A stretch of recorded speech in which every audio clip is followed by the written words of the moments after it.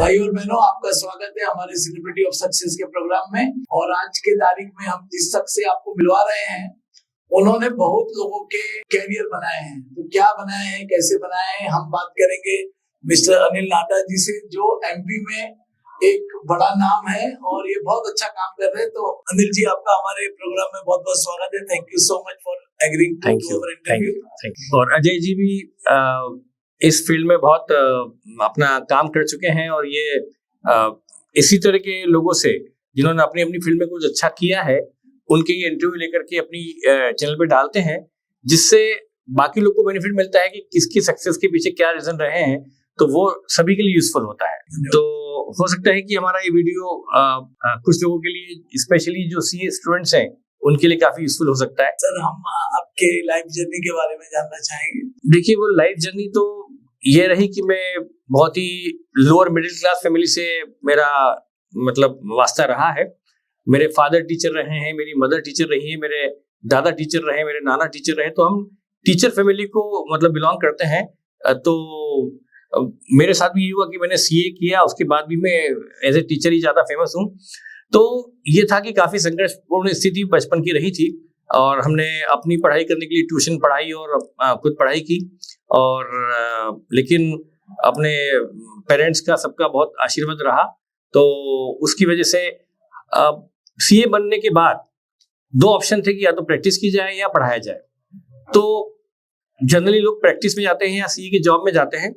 तो मैं जब टीचिंग में गया तो मुझे काफी कुछ सुनना पड़ा लोगों से कि यार, ये तुम सीए होकर के पढ़ाओगे, तुम टीचर बन जाओगे, ये कोई करियर थोड़ा है। पर मुझे पढ़ाने का एक जुनून था, हॉबी थी।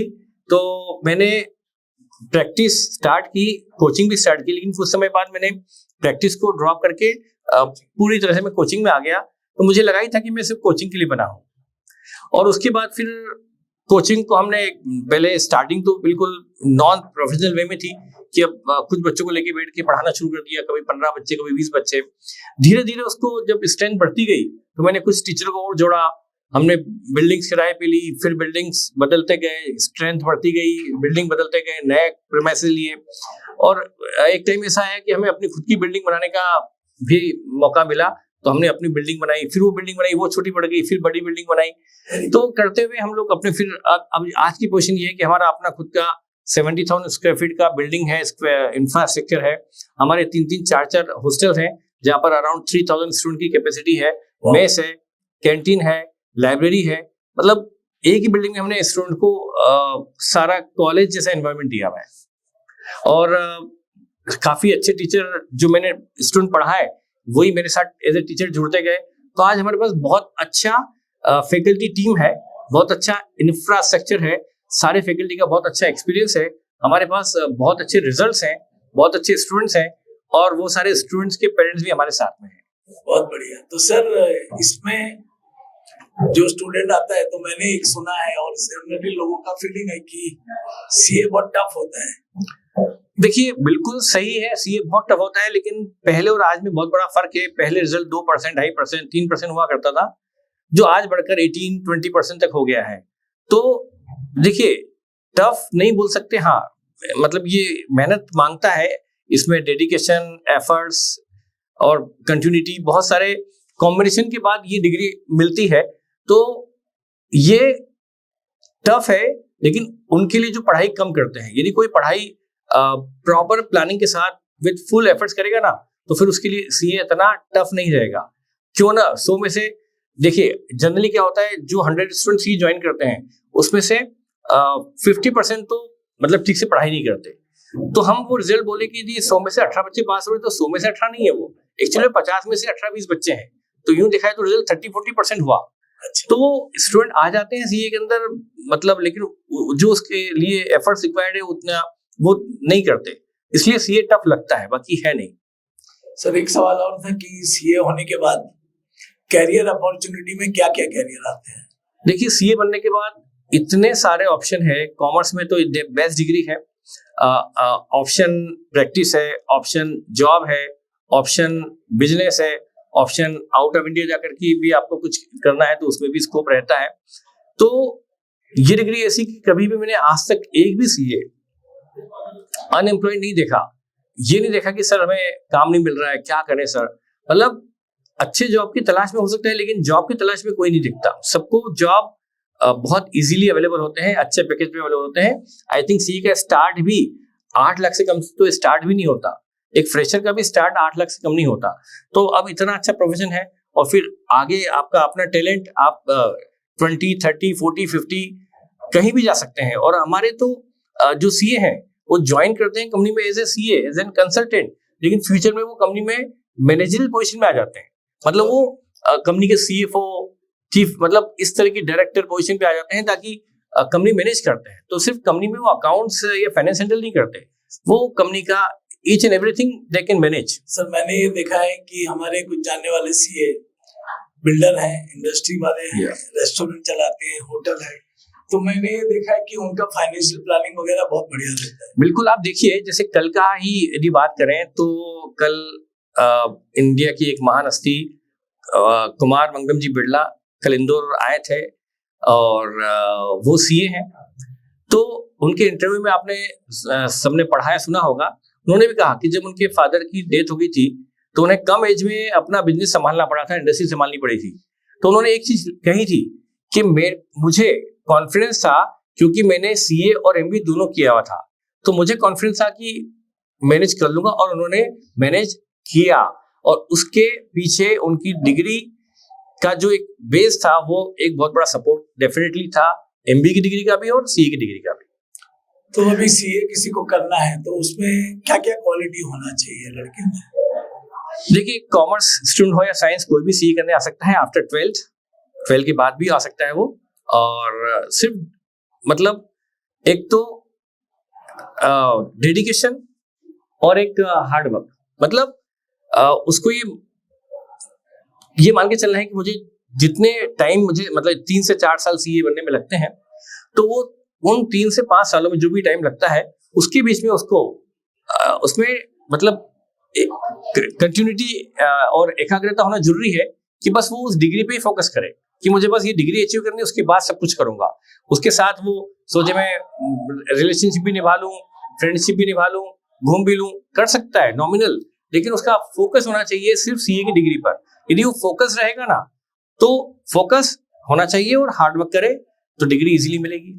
तो सर जैसे अभी दुनिया बदल रही है, टेक्नोलॉजी आ रही है, गवर्नमेंट के रेगुलेशन भी काफी आ रहे हैं, तो ये सीए की पढ़ाई में ये सब इनकॉर्पोरेट है? 100% इनकॉर्पोरेट है सब में, कंप्यूटर में। और सीए के सिलेबस में बहुत जल्दी जल्दी चेंजेस आते हैं, और जो करंट सिनेरियो है, इंटरनेशनल रिक्वायरमेंट है, उसके हिसाब से आईसीआई अपने कोर्सेज में बहुत जल्दी जल्दी चेंजेस लाता है, और ऐसे सब्जेक्ट और ऐसे चैप्टर्स इन्वॉल्व करता है जो उनके लिए प्रैक्टिकल लाइफ में बहुत यूजफुल होते हैं, वो चाहे रिलेटेड टू टेक्नोलॉजी हो या चाहे रिलेटेड टू लॉ हो, तो हर चीज में इंक्लूड है।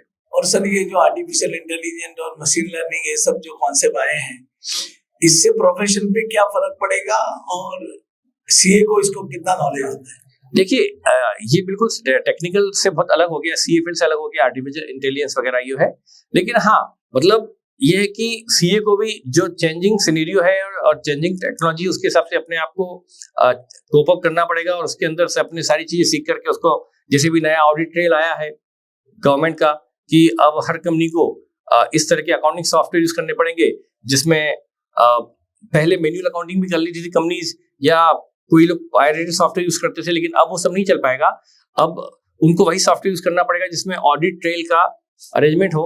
तो मतलब वही सब चीजें हैं कि अब सीए को वैसे सभी जो नए सीए हो तो टेक्नोलॉजी से रिलेटेड मतलब फेमिलियर होती हैं, पुराने सीए को भी अब इस चीज में अपना नॉलेज बढ़ाना पड़ेगा। ऑडिट ट्रेल यानी पूरा डाटा कहीं स्टोर कि आपके पूरे अकाउंटिंग प्रोसेस में क्रिस्टल क्लियरिटी हो, कब क्या हुआ, क्या एंट्री पास की गई, वो फिर चेंज की गई, तो उसमें आपने चेंज क्या किया, कैसे किया, वो सब चीजें क्रिस्टल क्लियर होना चाहिए।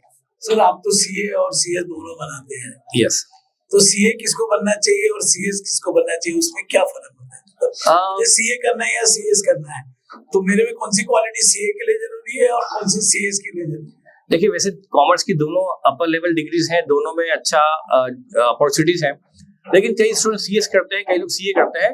तो उसका मेन ये है कि जिनका थ्योरेटिकल पार्ट ज्यादा स्ट्रांग है, थ्योरी स्ट्रांग है, उन लोग को सीएस ज्यादा सूट करता है, क्योंकि सीएस में थियोरेटिकल पार्ट ज्यादा होता है, जिनका लेकिन प्रैक्टिकल एस्पेक्ट स्टार्ट है न्यूमेरिकल, उनको सीए मतलब ज्यादा सूट करता है, क्योंकि सीए में प्रैक्टिकल न्यूमेरिकल पार्ट ज्यादा है और सीएस में लॉ एंड थ्योरीज पार्ट ज्यादा है, तो इसका वो पार्ट स्ट्रांग है, वो सीएस में बहुत इजीली अच्छे से कर सकता है। ओके, बहुत बढ़िया। सर, आपका ये जो कोचिंग इंस्टीट्यूट इतना बड़ा हुआ है, तो इसके लिए आपके पास क्या क्या गुण हुए थे, आपने किस तरह से किया, या क्या क्या क्वालिटी? देखिए, मुझमें क्वालिटी तो मैं बोलूंगा कि आम आदमी में जो होती है वही है, कोई स्पेशल क्वालिटी नहीं है, कुछ भी मेरे पास स्पेशल टैलेंट या नहीं है। बस मेरा ये है कि मैं, यदि कोचिंग मेरे लिए, तो मेरे लिए फर्स्ट प्रायोरिटी है, मतलब मेरे लिए उससे बढ़ के फिर कुछ नहीं होता। तो मैं हर काम, हर थिंकिंग के पीछे, मेरे पीछे एक ही है, एकेडमी, एकेडमिक स्टूडेंट्स और यहाँ की अरेंजमेंट। तो मेरे लिए मतलब बस ये है कि फोकस में हूँ, मतलब ये है कि मैं इससे बाहर नहीं सोच पाता ज्यादा। तो आप यदि नहीं सोच, मतलब बहुत ज्यादा प्लानिंग में, बहुत ज्यादा कोई प्लानिंग एक्सपर्ट नहीं था, कोई मैनेजरल स्किल मुझ में नहीं थी, लेकिन बस ये था कि मैं इस फील्ड में लगा रहा, हार्डवर्क करता रहा, तो अपने आप में वो स्किल डेवलप हो गई। तो आप सर आने वाले स्टूडेंट सीए और सीएस को क्या मैसेज देना चाहेंगे? बस मैं यही मैसेज दूंगा स्टूडेंट्स को कि इस फील्ड से डरे नहीं, आए विद हाफ हार्टेड नहीं है, फुल मतलब पूरी तरह से सोच के आए, और ये सोच के आए कि मुझे तो करना ही है, और मुझे बस इस फील्ड में यदि एंट्री करनी है तो एग्जिट में डिग्री लेकर ही लूंगा। इस इंटेंशन से आप इस कोर्स को ज्वाइन करें कि बीच में छोड़ के नहीं भागूंगा मैं, और उसके लिए मैं अपना 100% दूंगा। बस ये आपने यदि सोच लिया तो आप फिर सीए बनकर ही या सीएस बनकर ही बाहर निकलेंगे। तो अनिल जी, आपने थोड़े समय में बहुत सारी बातें की और हमको सीए और सीएस के बारे में इनलाइटन किया, और आगे आपका कोचिंग इंस्टीट्यूट बहुत बड़े पूरे इंडिया में फैले। Thank you so much. Thank you. Thank you.